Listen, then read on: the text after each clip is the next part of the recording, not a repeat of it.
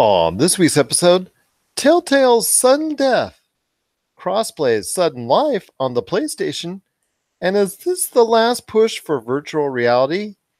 All this and more as we reach our next stop, the PCC Multiverse.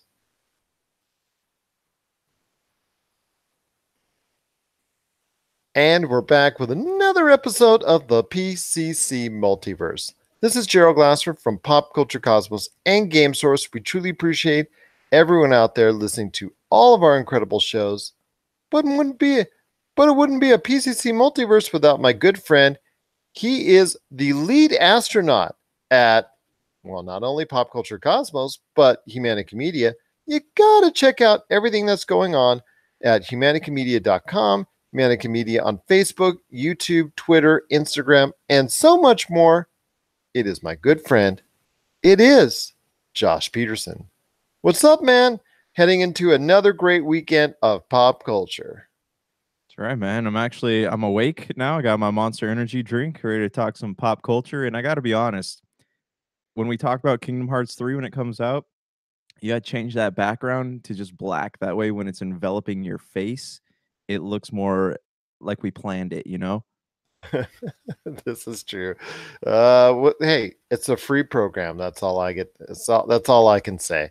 I will tell you though, it is good to have my voice almost back because I just on the Monday show after going ahead and cheering my daughter's soccer team on and then going on just a little bit later on in the day and talking for almost 4 hours over a stream to help out once again the victims of the Jacksonville the GoFundMe account that we were going and supporting along with our good friends at Mario Party Wars, Retro City Games, Press Start Gaming Center, and all that this past weekend. It's just good to have my voice back. A lot of work there as far as from the vocal end, but I'm just glad to have it back. But it is going to be another great episode we've got for you today. We've got Rob McCallum standing by in the middle of the Cosmic Crossfire. Once again, he and I will go at it as we always do when it comes to various topics in pop culture. Plus, also as well, Tyler Baker from the Fantasy Football Pater podcast. He is going to be by previewing week 4 in the NFL, some slight changes, injury updates, and all the good things that you fantasy football owners need to know heading into the weekend. And also, Josh and I are going to be later on talking about the last and what I think is going to be one of the final big pushes for virtual reality as far as a modern entertainment platform, talking about what Facebook just introduced. We're going to talk about that a little bit more. Plus, also as well, we're going to delve into the X-Men trailer and our thoughts on if that's going to be something really effective when it comes out next year to audiences. So, Josh, a couple things I want to talk about in the front end, and that's, well, I guess the big news of the week as far as the past few days is the death of Telltale Games.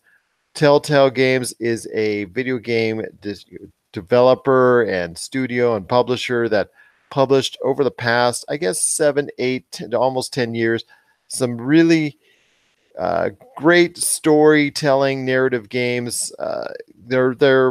Their quality of their games, as far as that's always been in question, as far as the gameplay itself and those aspects. But from a narrative speaking, with Tales from the Borderlands, obviously the Walking Dead series, The Wolf Among Us, and so many others, they really actually made a name for themselves as far as creating that type of atmosphere and the narrative context.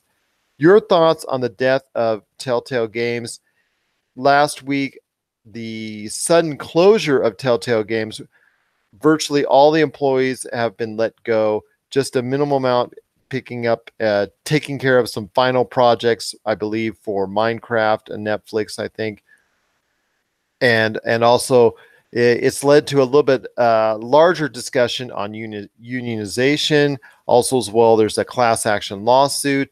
A lot of people are upset at the way the Telltale Games studio handled the situation because a lot of people were left out of work very suddenly without any severance. Your thoughts on the whole Telltale situation and their legacy it looks like to me it's been really tarnished after what was several years of quality game making. Yeah, okay, so let me hit the both two aspects of this. I want to hit it from the employee side. I want to hit it from the developer side. Yeah, it's sad that they're shutting down. They did kind of reinvent the wheel, and it's actually I don't even know if they reinvented the wheel. They invented the wheel when it comes to that type of storytelling in video games. They had the Tales from the Borderlands, Walking Dead, the Game of Thrones, Batman. They had all kinds of good stuff out there, and people liked it. I mean, they weren't like home runs by any means, but they had good critical reception. But that didn't translate into sales, and that was kind of sad. So I also know that from what I understand with some of the stuff I've been reading about, they kind of overextended themselves, and they didn't really have a good financial plan. They were relying on other companies to give them money, but they never got it. They never got any of it. So they kept planning ahead and hoping that they would get that money. And I know a big thing happened when Lionsgate pulled out because they had a contract with Lionsgate to make some kind of project that was going to merge video games and movies. Um, And then also a Stranger Things deal. Those y- kind of things were lining up, but they fell through just at the last minute, and pretty much they closed the studio directly almost the day after, I believe. yeah, yeah. So I know the Lionsgate contract was worth something like $40 million or something. They were kind of relying heavily on that.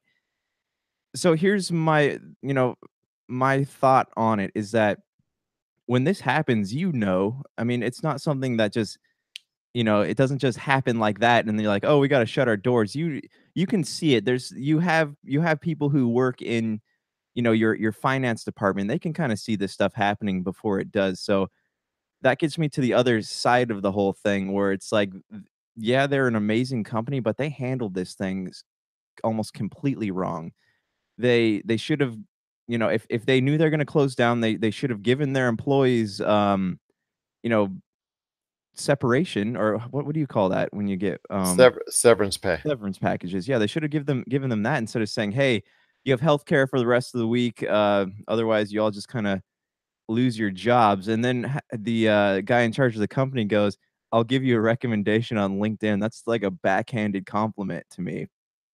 Well, it's kind of disappointing the way they've handled it. If I was an employee for that company, I would be really upset at this point at the way I was handled. And you're right, they were basically going like someone like so many people out there, like so many people out there that go paycheck to paycheck. They were literally going from project to project in order to try and stay alive. And to me, that's truly disappointing and not the way you want to run a company. The first time you see success, you should be able to build upon that, start investing, start saving that money, and then going from there. And don't make your projects too big if you can't handle it. It's not just the next project. You should be alive for the next project and the next project after. So if one falls through, you'll be able to have another one or another one. And it should not be something where, okay, there was one or two projects that fell through. Okay, you were done for that.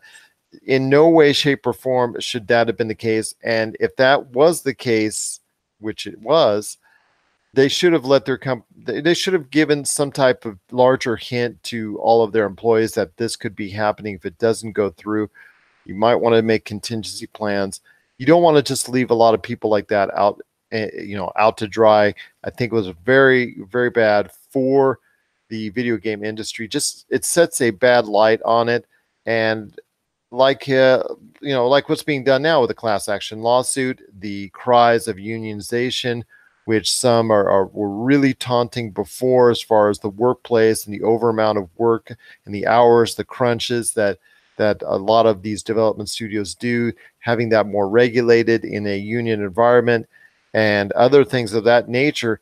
Those calls, those cries get louder and louder with situations like these, because it's clear something needs to change after the many years now of of the workplace environment for these types of studios, where it's not going in a good direction. And whether or not you agree on unionization, that's one thing, but something needs to be done to change these studios and the way they think and the way they actually develop their business. Right, and you notice how Capcom actually shut down their Vancouver studio this week, and that was not in the news at all because they handled it correctly. They gave their employees severance. They warned them ahead of time this was happening, and then you just kind of look at the comparison between how Capcom handled it and how Telltale handled it, and you'll see there's an issue that I mean, video game the unionization. I need to look more into that issue as a whole, but um yeah, it just this did not go down well, and I know a lot of people are questioning. I've been scouring the internet trying to find more information on this, but what's going to happen to their current projects?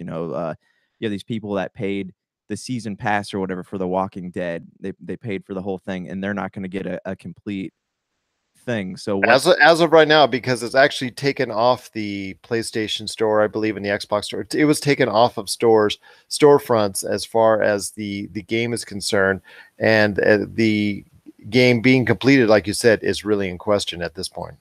right, and here's another thing too. The people who run Telltale, I'm sure there was a few opportunities for them to save their company. They could have sold to somebody had they not been so foolish. So I'm curious like what the mindset behind this whole situation was. But I do love how there's all these gaming developers reaching out to these employees. Like I saw a thing on Instagram the other day, and it was Ninja Theory had put up a post saying like, "Hey, the closure of Telltale, it's sad. It makes us sad, but we would love to talk to you guys and see if there's any of our projects we can put you guys on." And so that it's been kind of cool to see the gaming community come together over the tragic loss of Telltale Games. But yeah, I'm seeing more and more employees speaking out against what's happening. Even like people who are faithful, diehard Telltale employees, they're coming out and saying all these just bad things about the company, and it I don't know. I want to know what went on behind like what was the mindset, what went on behind the curtains, and I'm sure we're gonna get more dirt as these things come to light, but it seems like there's something not right about this whole thing, and not just the way they handled it, but just the way that it happened. It seems there's something else, something I don't want to say sinister, but something going on that would explain this whole thing, but we're just not privy to it at the moment. No, but it does point to a poor decision making at the top. The management needs to be addressed as far as how they handle it. I know that's going to be probably coming up in a court of law with like I said, a class action lawsuit. Let's focus on maybe why the situations happened that it was. Let's speculate for a moment. I mean, for a while, Telltale was considered a fast rising company. There were some really great projects. It did have some issues as far as their engine that they were never able to really straighten out 100%, as far as a lot of people complaining that there was some smoothness issues, some for a narrative game that's not graphically intensive. There was also some issues with frame rate that they were just never able to address 100%. But outside of that, the actual gameplay elements were not ever really addressed as far as being that side of it. But the narrative, from a narrative standpoint, Telltale will always be known as a company that tried to go out its way to tell an outstanding narrative. And at times they really did. Obviously, the seasons of The Walking Dead are the first thing that comes to mind with a lot of gamers out there when it comes to Telltale. What are some of the other games from Telltale that you really enjoyed or really had a eye on as far as some really quality stuff that made you think that Telltale was going to be around for a long time to come? Okay, so this is where I'm going to be completely honest with you. I've played 3 Telltale series, and I haven't really never really gotten to The Walking Dead. I loved Tales from the Borderlands. I liked Game of Thrones was okay, not my favorite. Wolf Among Us was really good. Love that game. Here's the thing though. I want to pose a question to you. In this world we live in, where even these big companies, big game developers are concerned about the effects that mobile gaming is having on the gaming industry. The instant gratification, the kids growing up playing cell phone games, not having the attention span to focus in on big AAA story driven titles, not even just AAA, but just story driven games in general. Do you think that Telltale would have survived that coming storm? Because they're really just, if kids are having a hard time, the kids coming up into the into gaming are having a hard time focusing on story-driven things, do you think that Telltale would have lasted in that climate? That's a good question because that got me thinking as far as what you were saying, as far as maybe Telltale was catering to a different audience, maybe an older audience, maybe an audience that is, like you said, not really interested in instant gratification. That they're really actually waiting to sit down and they're really ready to sit down and go through a narrative like that. And maybe a lot of gamers out there maybe were not ready or prepared to do that. Maybe the sales and maybe the success that a lot of the press, the gaming press out there, lauded for them for was not actually there or present in any big stretch or any big sense outside of maybe The Walking Dead, because the Game of Thrones really, even though with the big name attached to it, it really didn't, go over that well. The Wolf Among Us was always a critical darling, but I'm not sure if it actually was a commercial success when it really comes down to it. Tales from the Borderlands, was that a true commercial success? I mean, a lot of times that we forget in the over the years that Telltale has become such a prominent name in the industry. That why did they become a prominent name in the industry? Was it because of their good word of mouth from the press? Was it from the good word of mouth of the consumer? Was it the fact that they were reaching the top of the charts consistently over time? And now that I think about it, I think it was more of a good word that was sent around as far as from a media and critical darling as far as their games are concerned, and maybe less so from a volume standpoint, which goes back to what you were saying, which in an instant gratification era, with many people that would love to play off their cell phones, that just love to go ahead and play, just sit down for a multiplayer and love to go play on Fortnite, and they get that instant gratification. Maybe sitting through a narrative was not something that they wanted to go ahead and do, and maybe they didn't do it in the largest enough numbers to keep Telltale alive now. Or if they had stayed alive or gotten the funding that they needed, they probably wouldn't have been around for many more years to come after that. Yeah, yeah. I look at this and it sort of reminds me of the Academy Awards. You have people who vote, or not Academy Awards, sorry, Oscars. You have people who vote for, the critics love these things, and then the common audience is like, all right, well, I don't get it. So it's, you have that issue. Everyone has their own thing, but especially in this gaming the era we live in, where with games like Fortnite, it's like everything's so quick, quick, quick, quick, quick. It grabs your attention span from point A to point B. And now kids don't even like to read really that often. So, and that makes me sad. But what yeah, these games where it's pretty much is all reading, and I mean, I guess it's like watching a TV show, and you're picking what the characters are doing and saying. But it just made me wonder, like, how much longer Telltale could have lasted. Would they have evolved in any way, or would they have just kind of, was this imminent? Was this inevitable? And another thing I was wondering is, do you think they should have gone after more profitable IPs? Because I know they had Guardians of the Galaxy, right? That was them. Yeah, it seems like they went out. There were bigger properties they could have gone after, instead of like, or even the ones that they did, maybe they didn't handle them well. I don't know. Like it Or maybe there's the fact that they went after IPs in the first place instead of just creating more original content.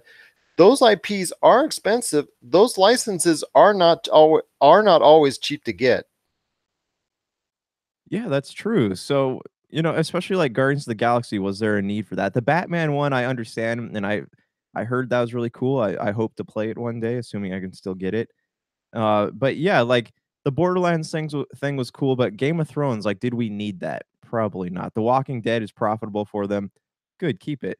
It seems like they could have done a better job of predicting the trends. But again, I'm not there. I wasn't there. I don't know what's happening behind the scenes, who's doing what jobs. But you look at it, and it seems like in hindsight, there could have been a way to avoid all of this, but we'll never know. Maybe they should have evolved their games in the way similar to a what a Witcher does, or when it was good, a Mass Effect does, where you're not only trying to weave a narrative where you're answering questions and your story arc branches from there, but you're also interacting it with true physical gameplay that you're interacting with as far as it doesn't have to always be as far as gunfighting or anything of that nature, but just some type of interaction that's more than just going ahead and just directional simple directional controls and things of that nature. To me, they never evolved beyond that and just relied heavily on storytelling and a narrative and choice within that narrative. It would have been awesome to see them evolve more into a game company that would go ahead and take chances and be more involved, like a total experience like we've seen from The Witcher, also the Witcher series, also as well, like I said, the Mass Effect series, and others who have started to effectively use narrative choice plus also interactive gameplay as well. So that would have been great to see, but unfortunately, we will not get that opportunity. And my best to every single employee that was that was adversely affected by this closure at Telltale Games. I hope they get something within the industry or something. I hope they get back on their feet real soon. And just to me, it's just a tragic situation. But I know you want to talk a little bit more about it before we head on out. Yeah, sorry, I got one more thing. While you were mentioning all those franchises, I had an idea. It would have been cool if you know how games use novels and comic books to kind of bridge the gaps in between. It'd be cool if they would have partnered with Telltale to do something like that. You know, even if it wasn't like a gunplay or whatever, they had a way to bridge the story, like what happened in the years between the Gears games or the Halo games, or they have these big franchises, and Telltale could totally do something like that. I don't know why they never went after that. I recently reread the Mass Effect books, and definitely that would have been great to experience that through a Telltale format. Also, Gears of War, I've read a little bit of that. The Halo series, I've read a few of that, and that would have worked as well. In fact, you're exactly right on that. With those type of books that are supposed to bridge the gap, like you said, within those games, that would have been a great narrative telling way of doing so, and including that in that whole video game story arc. But unfortunately, for Telltale, that will not come to pass. And I know for a lot of others, that's going to be very disappointing. For those big Telltale fans out there, it's truly time to look at some other place to go. And I'll ask you, well, let me actually, let's leave it on this, my friend. Let me ask you one thing. Does this mean that the narrative, does this mean that the storytelling narrative in video games is dying? Because we talked about the instant gratification for a lot of people and what makes them tick. Does this mean that interactive storytelling within that's predominant within a video game is that done? Is that concept passe? Is that concept as far as interactive storytelling done as a complete thing as far as the video game industry concerned because of the death of Telltale? I yeah, I mean, it doesn't look great, but at the same time, do you know who Jordan Peterson is? No. He's he okay, so you know, long story short, he's a psychology professor. He got in trouble in Canada for doing some stuff, but I was reading his book and he was saying that there's actually like a resurgence happening of people wanting intelligent stimulus in their life. So I'm wondering if maybe that like this is just a phase, you know, maybe once the fortnights kind of die out or whatever, that people are actually craving more intelligent things, conversations, stories, whatever it is. So my hope would be that he's right and that people are we're going to be seeing a bigger drive for single player narrative driven games and that this is just a phase, but who knows? You know, gaming trends are hard to predict, especially like, you know, who would have thought that battle royale would be as huge as it is. So it's hard to say. I hope not. The Telltale thing doesn't look good, but again, we have all these big narrative driven games coming out. So I guess we're gonna the next 2 years will really tell where everything's going. I agree with you on that, and I hope it's going in the way of that still favors narrative storytelling in games. Because you and I, with our love of many of these narrative games, whether it's the Witcher series, the previous Mass Effect series, Andromeda notwithstanding, and several others that love so much, the Uncharted series, and so on, that to us it's extremely important to have narrative to us, it's extremely important to have narrative in gaming, and hopefully that will continue, even with the death of Telltale. For despite the even with the death of Telltale, I hope this will continue as far as people having the love of storytelling and narrative gameplay for some time to come. What are your thoughts on the death of Telltale? Are you sad by it? Did you actually go ahead and delve into their gaming library? Are you, are you upset about how they treated their employees? Share us your thoughts, popculturecosmos at yahoo.com. Also as well, Pop Culture Cosmos, Humanity Media, and Game Source on Facebook and Twitter as well. Before we head to the break and our good friend Rob McCallum in the middle of the Cosmic Crossfire, Josh, did you hear the news that Sony, did I call it or did I call it, my friend? Sony is finally giving in to the big demand that's out there. Fortnite strikes again. Fortnite is going to be one of the first games to experience full crossplay across all platforms, as Sony and PlayStation is finally caving in to fans' demands for crossplay, starting with Fortnite very soon. I did, and I honestly, the way that they are acting, the way that Sony is acting is making me dislike them so much. It's actually affecting how much I want to play my PlayStation right now because they are being I got on there, I was reading the interview, and the guy's like, we're testing things, but we still want to show that Sony is the best place for cross-platform play." Shut up. Honestly, just shut up. You did not think that 2 weeks ago. You got pigeonholed into doing something you didn't want to do, and you're still acting like you're the big man on campus. Just shut up for 5 seconds, admit you are wrong, give the gamers what they want, and stop being like the freaking LeBron James of gaming. Come on, just let it go, man. That's too funny. That's too funny. Hey, I knew the trend was going, and I had a feeling that the popularity of Fortnite and the pressure created from that game was going to cause Sony to cave in. I kind of told you that, and you kind of also said it as well. Both of us were kind of alluding to that fact that there was just going to be too much pressure by not only Xbox and Nintendo, but by the gamers themselves. I know I had spoken to Rob McCallum, who said it really wasn't a big deal. Also, as well, Douglas Hoibu from Retro City Games. He kind of agreed with both of us, but kind of leaned towards Rob. I'm sorry, guys. Crossplay is a big deal in video games. It is a big deal with the kids out there, with the younger audiences. We were just talking about narrative storytelling, maybe not that important not that important right now with the younger audiences, but crossplay certainly is. So it looks like PlayStation has finally relented, and now you're going to see a whole bunch of games that have that crossplay platform, as it should have been all along. Yeah, yeah. Yeah. I would love to see.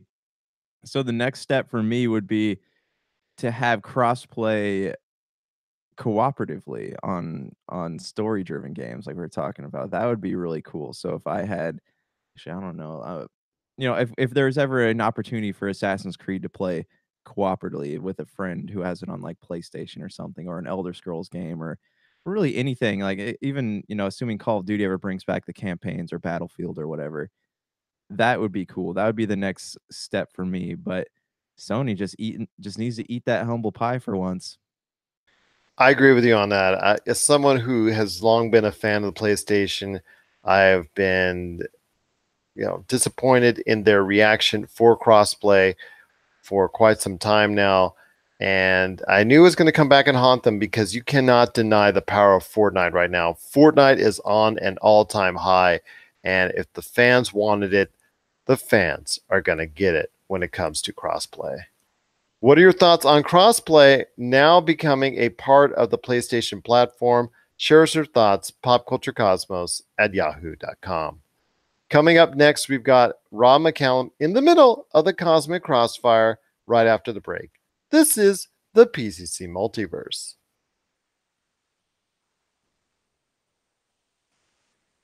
And we're back to close out the show. This is the PCC Multiverse. This is Gerald coming right back at you here. Thanks so much to Rob McCallum for being in the middle of the Cosmic Crossfire, and also our good friend Tyler Baker from the Fantasy Football Paydirt podcast for previewing Week 4 in the NFL. Remember, full episodes of the Cosmic Crossfire and the Fantasy Football Paydirt podcast are now available on our Pop Culture Cosmos channel, which is available on Spotify, Apple Podcasts, Podbean, and over 30 different podcast outlets. And if you also need a listing for where the PCC Multiverse and the Pop Culture Cosmos show that airs every Monday, where that's playing, because it gets replayed on radio stations all throughout the world, check us out. Check our listings out on our Facebook page, Pop Culture Cosmos. Josh, I know you got a lot of great things going on when it comes to Humanica Media. So share the goods, my friend. What's going on with Humanica Media? No, we just put out an episode. Actually, it's a pretty good episode talking about trash talking and the psychology of trash talking. Why do we do it? We talk about it in the gaming context, but more specifically, why does it make us feel good? You know, why do we go out and we do things in groups and we talk trash about people in groups and we just feel like we're on top of the world? And I was saying it's weird because a common place that this happens is in churches. I don't know if you've ever noticed that, but you have like your groups, all they like to do is gossip and stuff, and then it's very weird. It's very weird, and like the thinking behind it feels sad, but we dive into all that stuff. So definitely check out the episode. It's up on Podbean, podcast.com, all the usual places. And also as well, every Tuesday on the Podcast Radio Network, every Tuesday night at 7 p.m. Eastern, 4 p.m. Pacific. And I just want to make sure everyone else out there as well, the Game Source podcast has come back. It's available on the Pop Culture Cosmos channel. New episodes are being done now in the future. Hopefully, Josh and I will sneak on every once in a while, but I'm giving it over after almost 10 years now, in off and on and doing it. We're handing it over the reins to Jamie Monroy, aka Degenerate08. He has assembled a team together.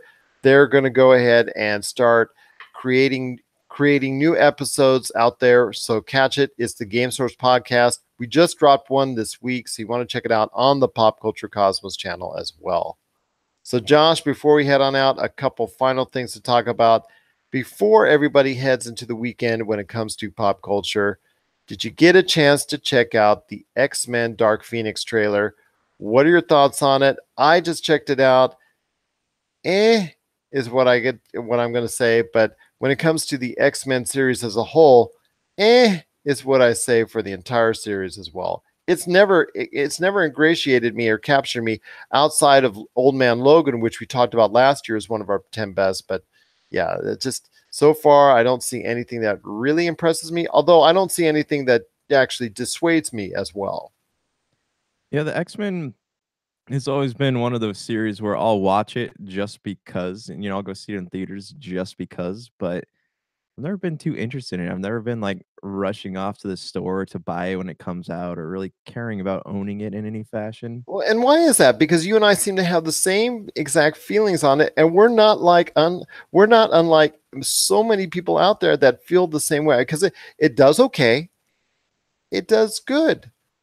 Sometimes it does not so good. Apocalypse was like, all right, but it's never been the big blockbuster series outside of Logan that it really, I think it needed to be. Even Days of Future Past, which was rated highly critically from a critical standpoint, was never really, it's never really just garnered or captured the attention for a long period of time with audiences.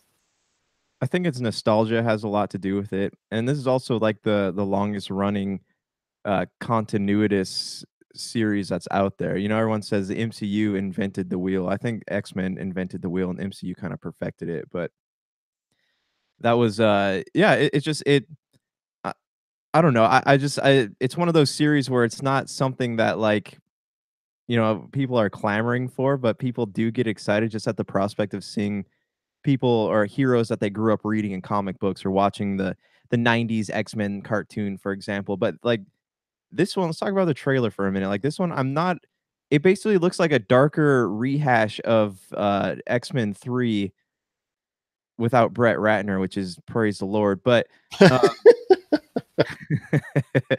it's weird because I'm reading all these fan theories about how the X-Men can be incorporated into the MCU, and after watching this trailer, I'm like, "Nope, that's not gonna happen."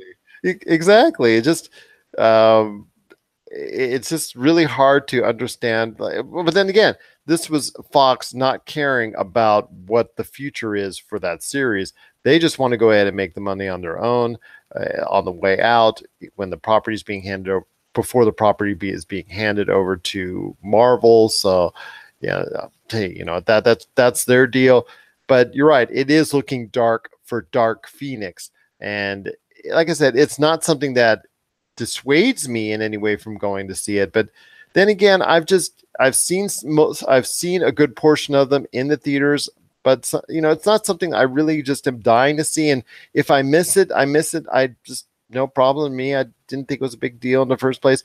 Only X-Men Logan, only Old Man Logan, only Logan was the film that I really went into the theaters and wanted to see and really just came out of it going, this is a really good way to accentuate the X-Men franchise. There have been points in time, and I think you got to admit this as well, where it's gotten close to capturing our attention. Like I said, with X-Men Days of Future Past, the original X-Men, kind of at certain points, the dichotomy between Charles Xavier, the original Charles Xavier, Patrick Stewart, and Ian McKellen as Magneto, and even the newer version with Michael Fassbender and James McAvoy, that kind of dichotomy that they have with each other, those points of time are kind of good and they kind of get you drawn in, but then the rest of it just seems to draw you back out of it, and the convoluted storylines and all that just, and the timeline is always messed up on it. I mean, is there anyone out there that can really explain the X-Men timeline? No, but I love how, spoiler alert, in the end of Deadpool 2, he goes around and starts killing people, and he's like, "Don't worry about me, just cleaning up the timeline." Like, honestly, if Marvel wanted to do something like that and use Deadpool, people would love it. It wouldn't even matter to them that doesn't make any sense or that it's kind of a cop out. People would still love that. And that's the thing when Deadpool is your most wanted individual. In fact, it just seems to me that people just want to go ahead and have Deadpool and Logan, and they would be fine with that in the MCU, and they could just keep the X-Men at Fox. It just, to me, it seems like that's all they really want. A lot of people, all they really want. That's, in fact, that's probably, it's pretty much all I want is just to see those two individuals with the MCU. I could really care less about the other characters within the MCU. Maybe Charles Xavier, maybe Magneto, but other than that, it's just all the rest of the characters have not really endeared themselves to me, and that's a problem of Fox not developing those characters. Brett Radner not really taking the time to develop those other characters outside of obviously Hugh Jackman as Wolverine, and now obviously Ryan Reynolds as Deadpool with his own creation. And as far as how he was able to develop his character, it just seems to me that the X-Men as a whole, even though they've had so many opportunities to develop those other characters, they've just failed to do so. So that's why nobody's really enthralled for as far as the X-Men to get involved with the MCU outside of Deadpool and Wolverine. Sorry. Yeah, yeah, it's and honestly, I feel like they're I don't know, I almost wanna say before Fox or before the X-Men like are rebooted in the MCU, people they just need to give the fans what they want. Give people the X-Men or the Wolverine Deadpool crossover they want. Or it'd even be cool now that they can to do like the X-Men or Wolverine and Deadpool take on the Hulk. But give them the crossover that they want and deserve, and then just destroy the X-Men universe as a whole, like just get rid of it. Give the fans do the fan service thing. make the money off of it. You can't go wrong with it, and then just start from scratch. You know. They're going to have to do that with Fantastic Four, in that they're going to have to wipe the slate clean.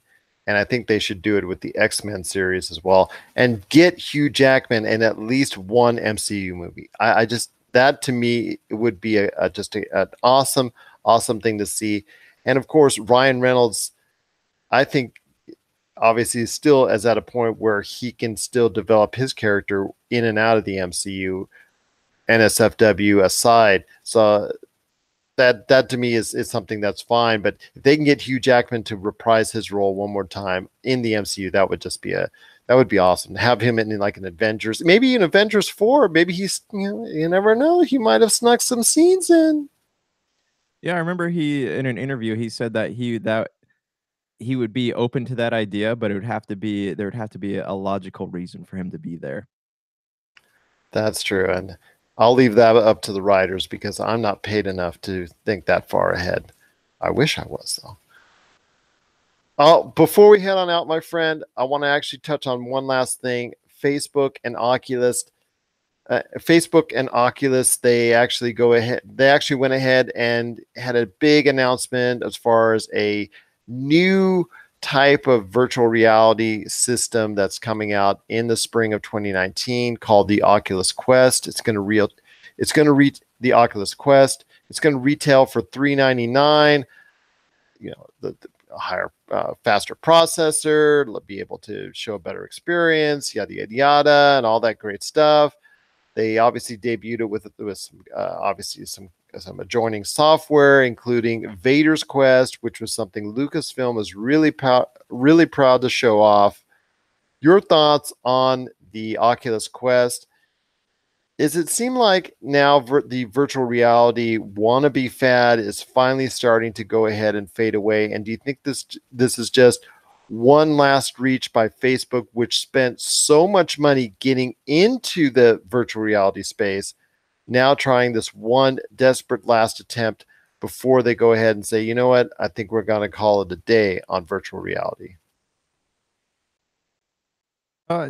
Maybe a bit of both.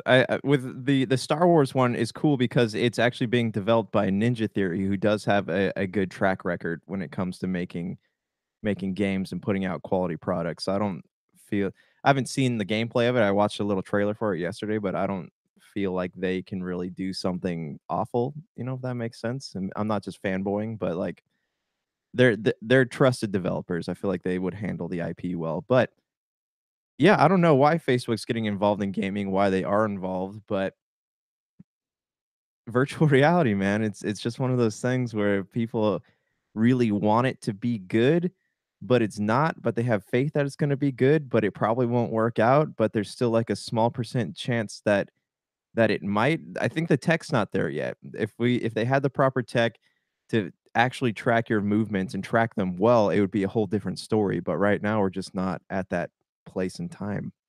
And as far as a consumer level, it's just still too many components, still too many things to put on, still too many the glasses and the headphones and the controllers and the whole 9 yards. It's just still too much at this point in time for a $299, a $399, even a $199 type of concept that people just want to sit down, stick a controller in their hands, and they want to just relax and play and have fun. Getting all this apparatus on from time to time. Even Doug, my good friend at Retro City Games, Douglas Hoyabu, he actually all the time talks about how virtual reality is something he likes with his PlayStation VR, which is the leading virtual reality system out there. But when the truth comes down to it, only 2-3 million units have actually been sold worldwide when it comes to the PlayStation, when it comes to the PSVR.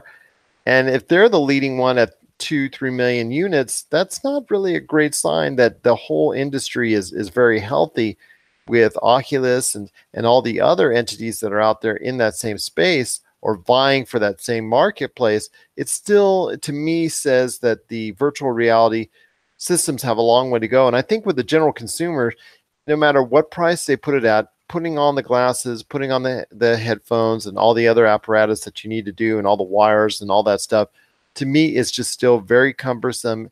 and it's still people have that premonition about they're going to get headaches, they're going to get dizziness, they're going to get nauseous and all that.